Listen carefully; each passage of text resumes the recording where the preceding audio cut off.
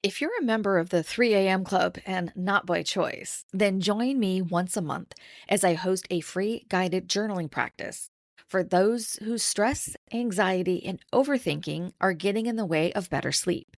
We meet live on Substack at 9 p.m. Eastern. Our first session is August 5th. We're going to spend a few minutes getting all the crap that's running through our heads onto paper, and then I will guide you through a short somatic practice to help you wind down for the night.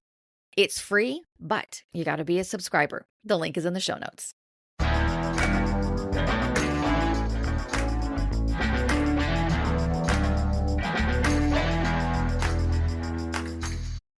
Welcome to Untamed and Unfiltered Wellness, the podcast where we bridge the gap between modern life and ancient roots, cutting through the wellness noise so you can stop guessing and start building a lifestyle that actually works for you. I'm your host, Jo Swenson, herbalist and founder of Olivia Bell. So let me know if any of this sounds familiar. Your alarm goes off. You kind of hear it, but you hit snooze. 5 minutes later, it goes off again.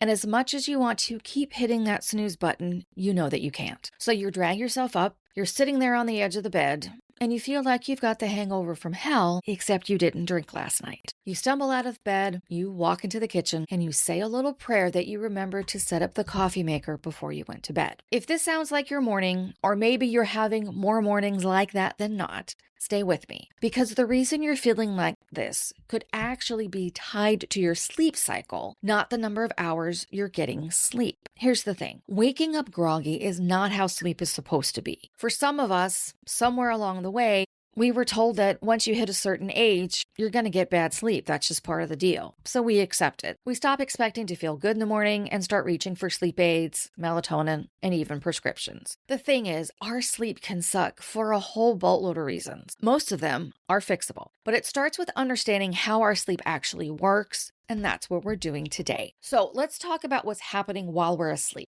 Most of us know that we sleep in cycles. Each cycle runs somewhere between 75 to 110 minutes. It all depends on the person, and it has 4 sleep stages. We repeat these cycles several times a night. The first stage, and this is where we spend most of our sleeping time, is in light sleep. Now, it starts with the doorway to Sleepy Town. It's those first couple of minutes where we're just drifting off, where we're not quite awake, but we're not quite asleep.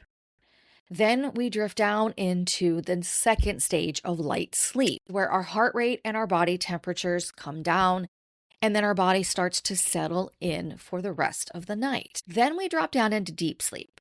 This is where all of the restorative work goes on in our body. Muscle and tissue get repaired, our growth hormones are released, there's work going on in our immune system, and then our brain's doing like a clean out of any metabolic waste that might be up there. The thing about deep sleep is that we get most of it in the first 2 sleep cycles of the night and less of it as the night goes on. So by the time we're close to our waking time, we're barely getting any deep sleep. But what we are getting is REM sleep. REM sleep is commonly known as our dream state. This is where we get all of those cool, very confusing dreams. But it's where our brain is doing its job by consolidating memories, filing away things that we learned into, let's call it long-term storage, and it's processing emotional experiences, taking the edge off of any hard feelings that we had the day before so that we can sleep better. This is why things look differently when we sleep on them. Our biggest stretch of REM comes in that last sleep cycle before we naturally wake up. Now, this whole process, this whole thing I just walked you through, is something called an ultradian rhythm. Ultradian simply means a cycle that repeats more than once in a single day. Our heartbeat, that's ultradian. So is our hunger cycle. But sleep is one of the easiest ways to understand it. So if we go back to the beginning, when we woke up in that groggy state and we're starting to question if we're getting enough hours of sleep, the answer is probably yes, we're getting enough hours. The question we should be asking is, in what sleep stage is that alarm going off at? Remember, sleep is always ebbing and flowing, going down deep into the deep sleep and then back up into the light sleep stage. When our alarm catches us near the top in the light sleep stage, we're already close to being awake. So it's easy for us to wake up. But if that alarm is going off when we're down into the deeper part, it's dragging us back up. And that's why we feel groggy and foggy and like, what the heck is going on? It's not that we didn't get enough sleep, it's that we got pulled awake from the wrong sleep stage. The good news is we can do something about this.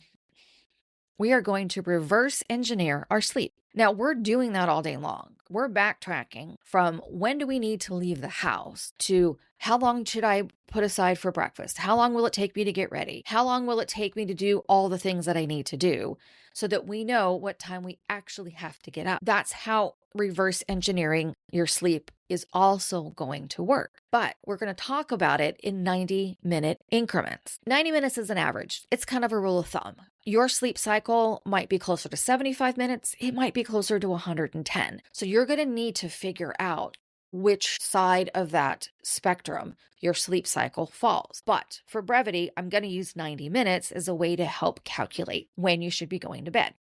You want to get at least 7 hours of sleep. That's going to be your goal. So if you count backwards from 6 a.m. in 90-minute blocks, you're going to land somewhere around 10:30 at night. That's the time you want to be asleep. But most of us don't fall asleep the second our head hits the pillow. So you want to add a little bit of a buffer on the front end, say 15 or 20 minutes. That means you should be in bed ready to go to sleep about 10:10 or 10:15.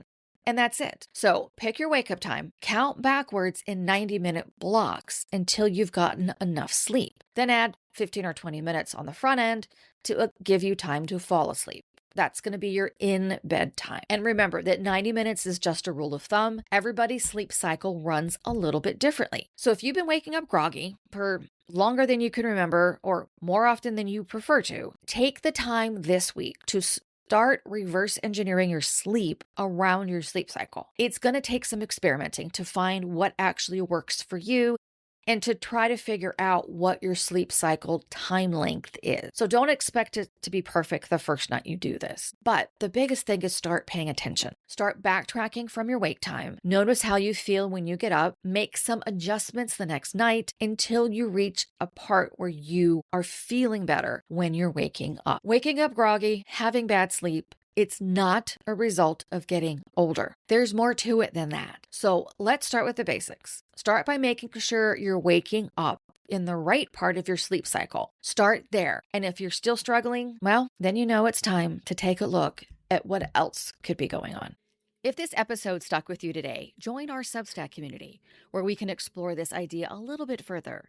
You'll also find some reflection questions, herbal remedies, and a community of like-minded people. It's free to subscribe. The link is in the show notes. I hope you make some time today and every day for some peace, some plants, and some paws. Thank you so much for listening to Untamed and Unfiltered Wellness.